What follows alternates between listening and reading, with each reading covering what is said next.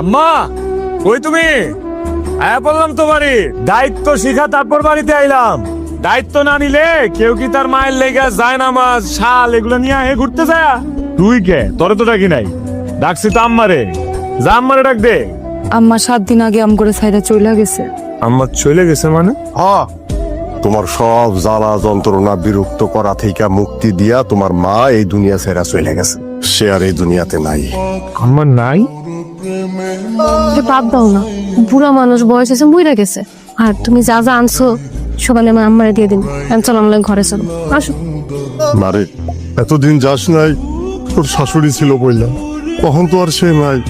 তার বাড়িতে যারা আসার ছিল সে তো আইসা গেছে। তোর পাহারা দাউনের দিন শেষ রে মা, আমার সাথে চললি না। আম্মা বিশ্বাস করেন, আপনি থাকলে আমি কোনোদিন যাইতাম না এবারে ছাইরা।